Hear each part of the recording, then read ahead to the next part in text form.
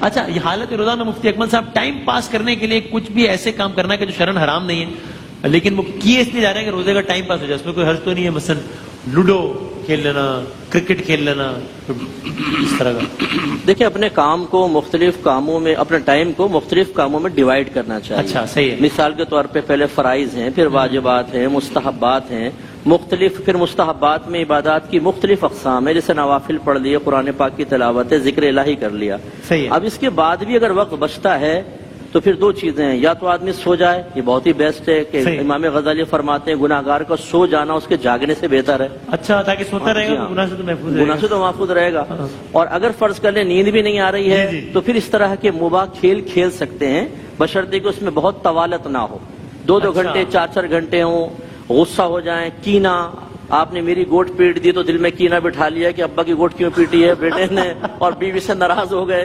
ایسا نہ ہو, کچھ شرط لگا کر نہ کھیلا جائے. ہاں لوڈو پہ فساد ہو جاتے ہیں آج کل, لوڈو سٹار پہ وہ آن لائن کھیل پھاڑ کے پھینک دیتے ہیں صاحب اس کو سائڈ میں, اور آن لائن کھیل ہوتے ہیں تو واٹس ایپ گروپ سے نکال دیتے ہیں ایک دوسرے کو. اچھا یہ آن لائن جو ہے نا, اس میں بعض اوقات کوائنس وغیرہ دیے جاتے ہیں, اور باقاعدہ کوائنس لگا کر کھیل رہے ہوتے ہیں, اگرچہ اس میں مالی لحاظ سے فزیکلی اعتبار سے آپ کی کرنسی نہیں جا رہی ہے, لیکن کوائنس بہرحال جیتتے یا ہارتے ہیں, اور اس میں جوئے کا مانوی لحاظ سے تصور ہے. بچوں کو اس سے سختی سے منع کرنا چاہیے. آج وہ یہ کوائنس جو ڈیجیٹل کوائنس ہیں اس کو یوز کر رہے ہیں, کل یہ شوق شیطان بیدار کرے گا, پیسہ بھی لگے گا اور انسان جواری بنے گا. یعنی آپ یہ کہہ رہے ہیں کہ فقہی اعتبار سے شاید اس طرح حرام نہ ہو, لیکن یہ جو آج مزاج ڈیولپ ہوگا کل پھر وہ ان دونوں کا فرق نہیں سمجھے گا, کل پھر وہ واقعی پیسوں کے لیے کھیلے گا. حرمت نہیں لیکن کراہت اس میں ضرور ہے. یہ فرمائے گا کہ ہمارے ہاں روزے کا تصور یہ ہے کہ رات بھر کرکٹ کھیلیں گے نوجوان, رات بھر کارڈز کھیلیں گے, رات بھر انجوائے کریں گے, سحری کی نماز بھی نہیں پڑھی اور سو گئے, یا نماز پڑھ کر سو گئے تو پھر وہ سارا دن سوتے رہے, یا بازاروں میں نکل گئے تو بازار کا رخ کر لیا تو پھر جناب روزہ.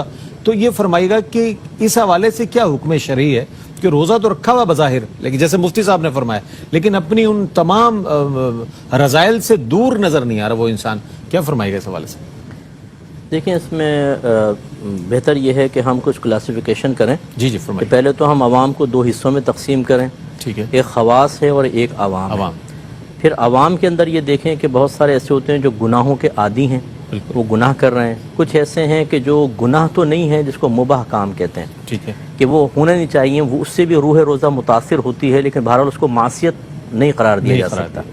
خواص جو ہیں انہیں تو بالکل احتیاطی کرنی چاہیے, نہ یہ گناہ کریں اور نہ ان بے احتیاطی والے کاموں میں لگیں, کیونکہ یہ خواص میں سے ہیں. ان کو لوگ دلیل بناتی ہے, ہم جیسے آپ ہیں, ایک ایک چیز کو دلیل بنایا جائے گا, اور دلیل بنانے کے بعد اگر کوئی اس میں خطا نظر آئے گی, جیسے بزرگوں نے فرمایا کہ اگر کوئی عالم ایک مستحب تر کرے تو لوگ حرام کی مکروہ تحریمی کی طرف بڑھیں گے, اور اگر وہ مکروہ تحریمی کا ارتکاب کرے تو لوگ حرام تک پہنچ جائیں گے اس کے عمل کو دلیل بنا کر.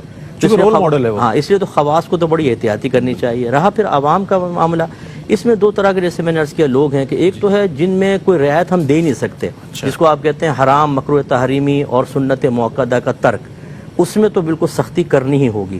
باقی رہا مکروہ تنزیہی اور خلاف اولا, یعنی مستحب کا ترک.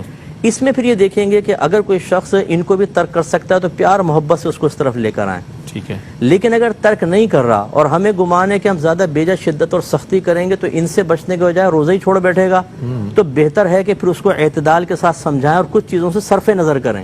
اجازت نہیں کہہ رہا ہوں, صرف نظر کریں. جیسے آپ کرکٹ کا کہہ رہے ہیں, جی بچے ویڈیو گیمز کھیل رہے ہوتے ہیں گھر کے اندر, اگر اسٹرکٹلی طور پہ سب چیزیں بند کر دیں کہ روزہ کے منافی ہے, روزہ رکھو, اب بچے روزہ رکھ کے بیٹھے ہوئے ہیں, کیا کریں جی؟ آپ قرآن پڑھیں, درود شریف پڑھیں, بہت اچھی بات ہے, لیکن کب تک پڑھیں؟ 24 گھنٹے تو نہیں کر سکتے. اس سے ہو جائے گا بچہ کچھ ہی عرصے میں فیڈ اپ.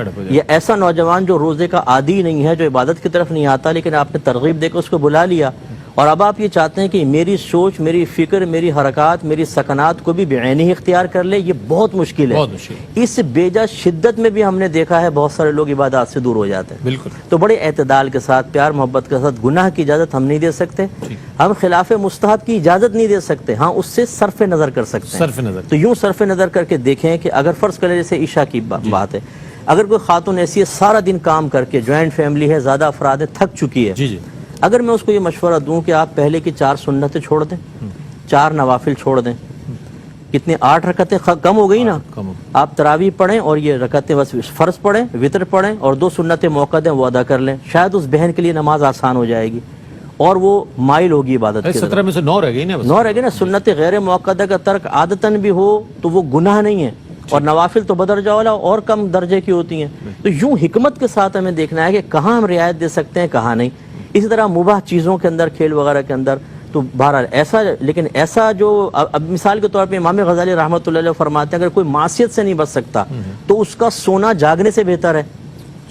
نماز قضا نہ ہو, سونے دے نوجوان کو. بھائی صبح سو رہا ہے نا, سوئے, دوپہر کو اٹھے, ظہر پڑھ لے, پھر سو جائے, عصر کو اٹھے, گناہ سے تو بچے گا سارا دن. لیکن اگر نہیں اس کو جگا کے رکھیں آپ, اور وہ کوئی ٹی وی کھول لے گا, کمپیوٹر کھول لے گا, یوٹیوب پہ چلا گیا, کسی خراب قسم کی ویب سائٹ پہ چلا گیا, وہ تو گیا کام سے. بالکل بالکل. تو یوں مطلب یہ کہ ہمیں بہت ہی سوچ سمجھ کر پہلے سامنے والے شخص کو دیکھنا ہے, پھر شرعی حکم کو دیکھنا ہے کہ کہاں رعایت دے سکتے ہیں کہاں نہیں. اس اعتبار سے پھر فیصلہ کیا جائے تو بہت اچھے انداز سے عبادات کا معاملہ بھی ہوگا, حق اللہ کی رعایت بھی ہوگی, حق العباد کا بھی, اور لوگوں کے نفسیات, ان کی طبیعت اور ان کی کیفیات کا لحاظ بھی کریں گے تو دین کو تقویت ملے گی, تنزلی کی طرف نہیں جائیں گے.